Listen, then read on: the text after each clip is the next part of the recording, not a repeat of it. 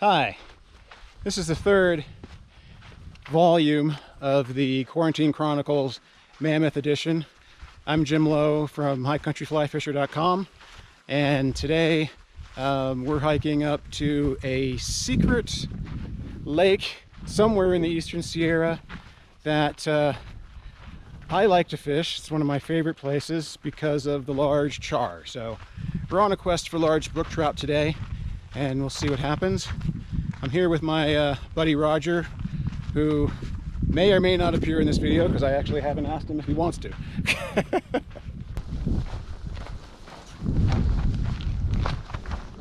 We've just arrived at the lake, and I'm looking at my favorite spot to fish.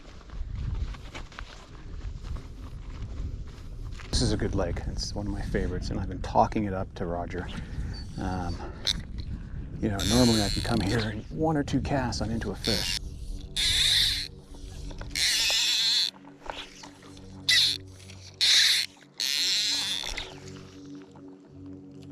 So there have been a couple fish rising. So we know the fish are a little bit higher in the water column. I'm not seeing anything. There's a ripple on the water. It's making it a little bit hard to see. Typically you can see the fish cruising around here.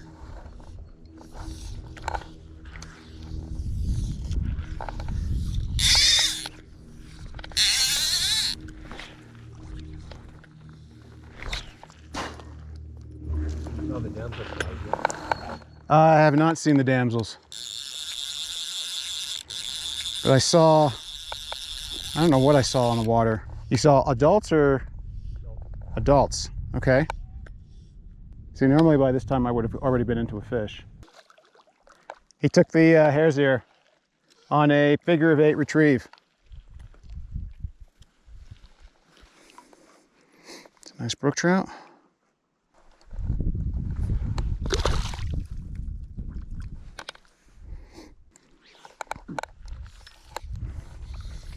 Oh, there's a rise.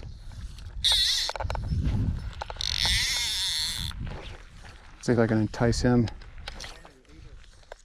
My leader is, I don't know, it's probably 9-10 feet.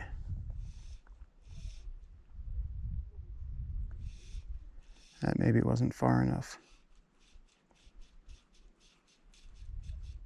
Nope, time to recast.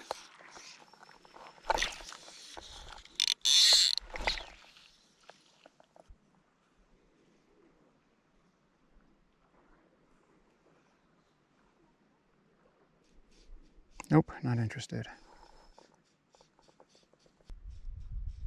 So what I'm doing right now is I'm casting out as far as I can. I'm not getting out very far. My line's a little dirty. And then I'm just doing a figure of 8 retrieve after a 10 or a 15-second countdown. Fishing here is not as consistent as it normally is or hasn't been. There are a few active fish that are rising. But we're not seeing much else. I'm not yet convinced that I need to switch to a dry fly. I do see some damsels on the water, so I'm going to switch to a stillwater nymph, which is a damsel imitation. So I'm going to go with the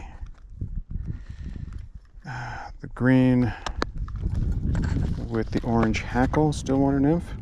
So stillwater nymph right here. I've got rising fish all around me. No idea what they're taking. I do see damsels on the water. I've tried to fish a damsel nymph with no success. I don't have any damsel dry, so I'm going to put on an ant and see how that goes. I've thrown a dry out and just going to let it sit, maybe twitch it every once in a while, and then I'll recast. I'm thinking about walking the bank and then coming back here. Is it good? Oh, and there's a fish that rose right near my ant. Probably too far away from it, but I got fish rising all around me. An ant's a good generic high country pattern. They see a lot of them, they get blown into the water.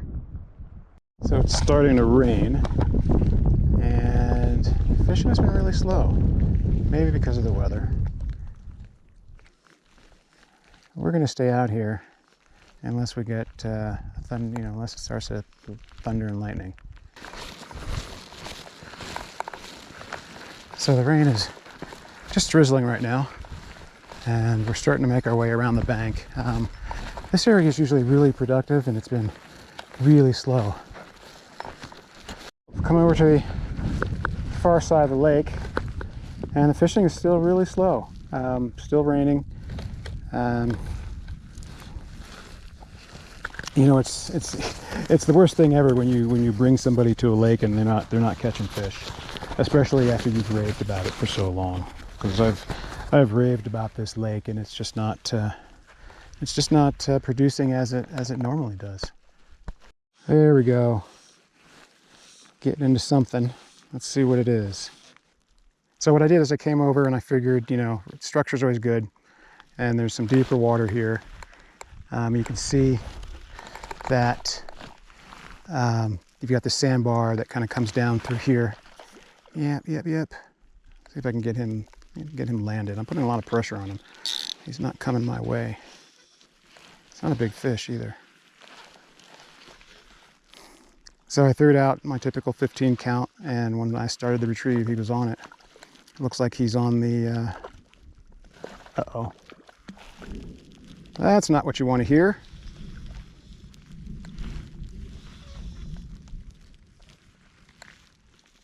Looks like he's on the stillwater nymph. Again, nice little brook trout, and brook trout here are fairly stout.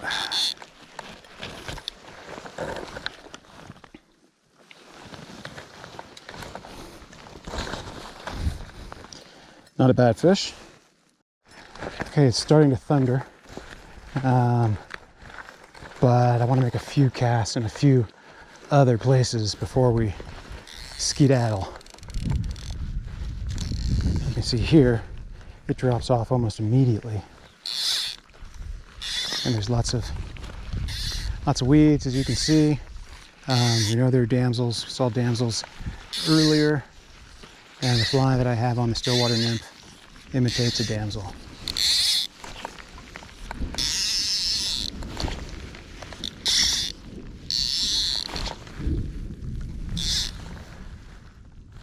I think I'm going to make 2 more casts, and then I'm going to make my way over to Roger.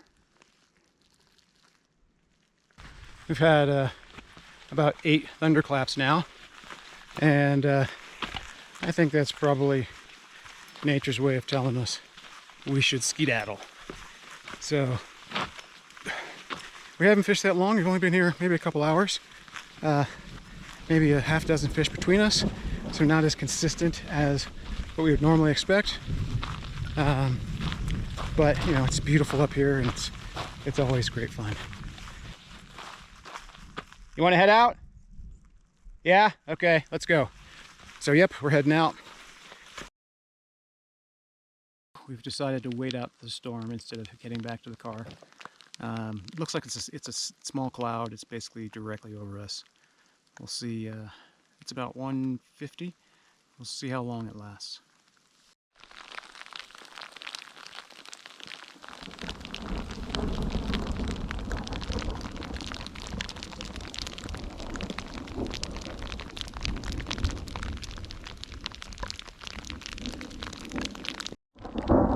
So, as we're hunkered down, I'm a bit upset with myself because I came out here without any cordage, which is not a smart move in my opinion. I've got my SOS Escape bivvy, and if I had some cordage, I would be able to string it up like a tarp and create a little lean-to shelter. I'm not really concerned right now because I've got my rain jacket, I've got warm clothes. We're 90 minutes from the car, but still, it's a little annoying knowing that if I had the proper equipment, I could string up a tarp right above me and sit here and be nice and dry, as opposed to sitting here in the rain. So It's a lesson learned to make sure that I've always got some cordage in my packs. The cord is usually on my sheaths, but I'm carrying my my MKB7 today, and it doesn't have any cordage on it. I should have cordage in all the knives I use frequently. Oh, lovely! Here comes the hail. Oh man!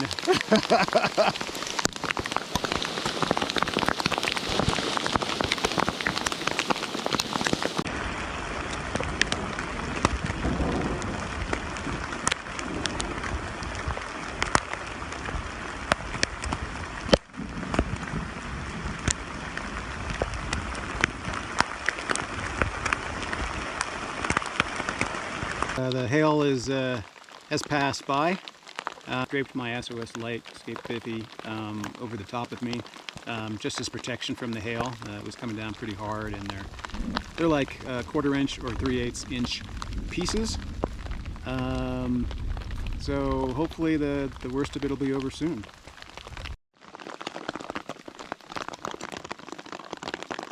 So it's 2:30. The storm has passed over, and we're going to get our stuff together and go back to fishing. If the fishing had been consistent and a little bit better, we probably would have packed it in and headed back to the cars. But we could see that it just looked like it was just one cloud, you know, just one big storm cloud, and we figured it would pass over fairly quickly, and it did. Anyway, it's an interesting lesson for myself in that, you know, I always like to be prepared. And in this instance, I feel like I was a little underprepared. I mean, it was fine for myself. I mean, I'm fine if it was just by myself, it was fine. But if I had made sure that I had my cordage, and if I didn't have my bivy sack, if I had the actually I keep saying SOS, it's SOL. If I had the SOL light emergency blanket, the bigger one, I could have set that up as a tarp for the two of us. So, you know, it has me thinking that, you know, it's great when I'm doing these day trips, these light, you know, fast trips to have this SOS Escape bivy. But I think I'm going to invest in and it's ironic because I have been looking at them, an ultra lightweight tarp, like a 10 by 10 tarp. If I had a 10 by 10 tarp, you know, in 5 minutes I could have strung it up in these trees around me, and the two of us could have sat underneath it and been perfectly dry. So right now we're wet. I've got dry clothes. I've got this jacket on. I had my rain jacket on, and when the hail came, I put the SOL bivy on top of myself. So I'm dry. My pants are wet. It's not very cold out today, so it's warm. So we're not in a dire situation, and we weren't in a dire situation, but it's still better to be prepared. So it's a good learning lesson. I'm gonna go out and invest in a good ultra lightweight tarp.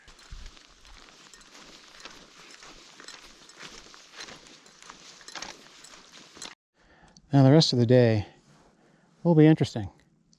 I've read that fish don't like changes in barometric pressure, but at the same time, I've also had people tell me that they've had the best fishing days of their lives on rainy days. So we'll see how the rest of the day pans out.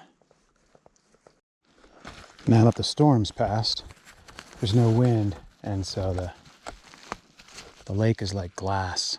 The surface of the lake is like glass. Still not seeing any fish though, and that's unusual for this lake. I mean, for this lake, normally when I'm here, I can see, you know, the occasional fish cruising around, and where we first came in, there's always fish cruising there. You know, there's a long flat there. Somebody had once asked me if I was worried about roll casting so much. And in most situations, no. But when the water is perfectly still like this, yeah, it's a little bit of a concern. You don't want to spook fish. Brook trout don't tend to be as spooky as other fish. You know, but there's still always that possibility.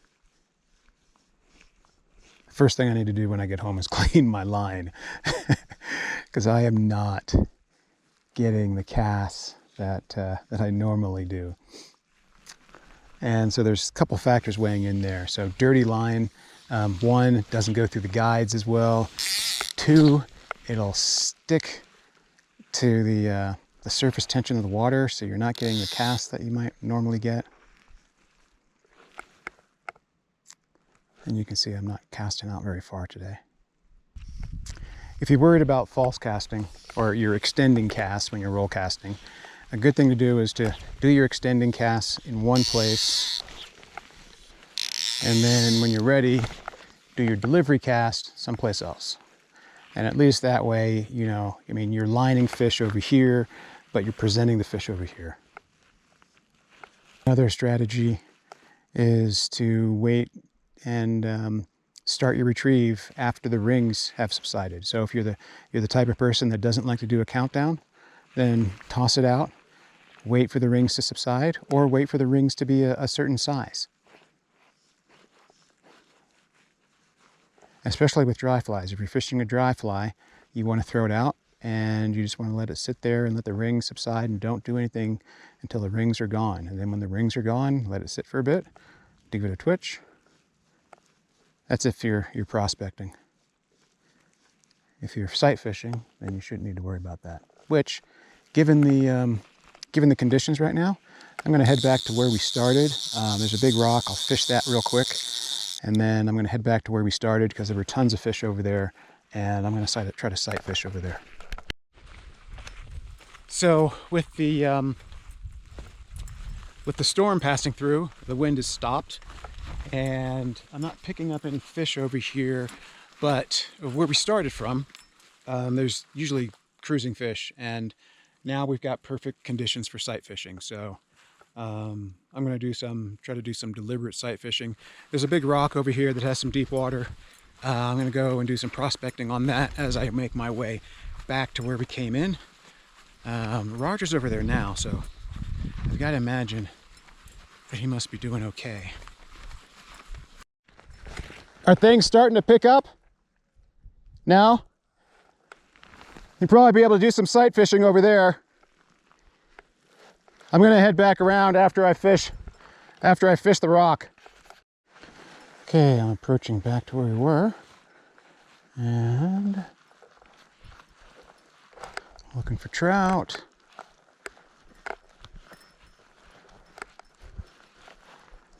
Seeing some damsels.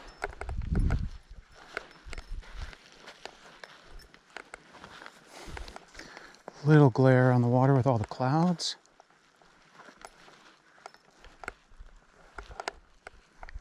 Yeah, glare is pretty bad. I'm not seeing any fish. So I was talking earlier about spooking fish, and oh, there's a fish. Is that a fish? That is a fish. Jeez. Whoa.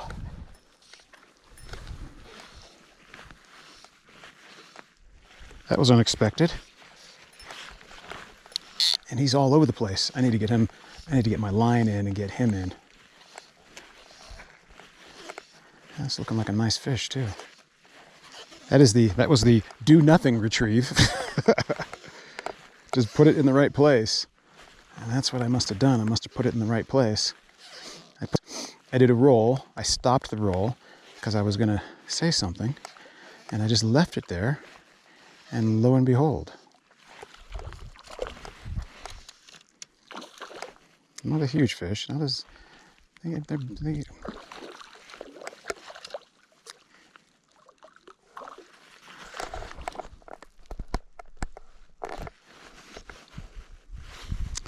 are beautiful fish, though. They are absolutely beautiful. And that's the thing about this lake. You know, a lot of times in high country lakes, oh, that's actually not a bad brook trout. A lot of times in high country lakes, the brookies are going to be all stunted. But here they're not very snaky.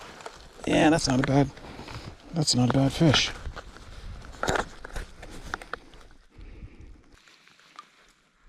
We're making our way around the lake, looking for cooler, deeper water, basically trying to find fish. Decided to take a break, so you're chow down. Got a peanut butter and jelly sandwich made on this killer artisan hamburger bun.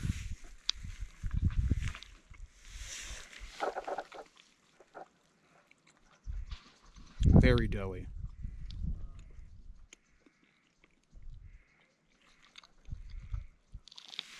So we've made our way around, almost all the way around the lake. Still looking for fish. Not seeing anything. I'm perched on a rock high above the lake right now. Not seeing any cruising fish. We're seeing some rising fish out in the middle of the lake, way out of casting distance. And we've been trying to figure out what they were on all day. And they weren't on the damsels, they weren't on the midges. And there's been something that's been crawling all over me all day, and I haven't been able to catch one, and I finally caught one. It's a flying ant. So it could be that they were on the flying ants when the wind was up. I'll have to remember that for next time.